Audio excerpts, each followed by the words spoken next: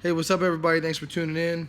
This is Scott and Mary Ministries. It's our hope that the Holy Ghost will open your spiritual ears to hear what he is saying here and what we believe is the end of the age of grace. So check this out. We're going to take it all the way back to where it began. Pride, the first supernatural sin. You see, in heaven, Satan was referred to as Lucifer. He was in charge of the worship team. He wore jewelry, a big vest that radiated rubies and sapphires, and God was in his throne, and it radiated God's glory back to God. And Lucifer didn't like that. He got prideful. So what he did was talked up a good one with the angels that God had created, and 1/3 of those angels decided they wanted to be prideful too, like the book of Isaiah Chapter 14. He wants to be like the Most High. He's not the Most High. He'll always be something he cannot be. So follow me here now. He created the first supernatural sin.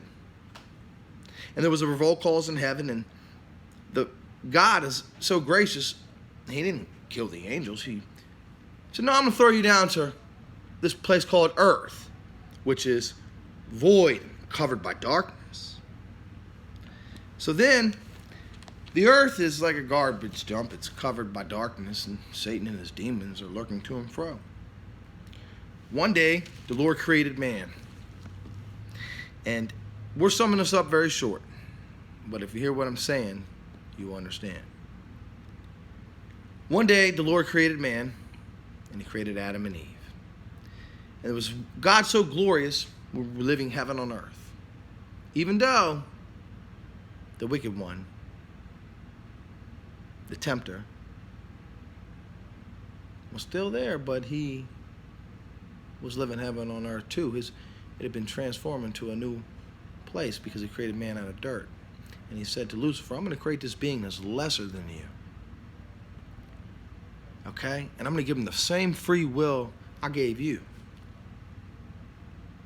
And they're going to love me. They're going to choose to love me. And that's what God's calling this nation to do, is choose to love him. Today, me and Mary divinely had a great day.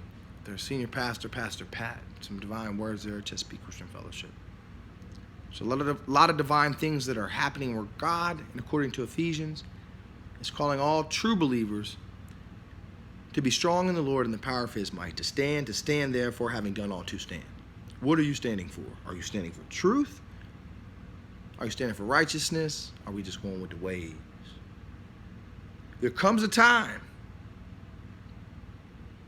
where you will be held accountable for what you did here and there. So I'm getting to this. The book of Zephaniah. Zephaniah was a prophet.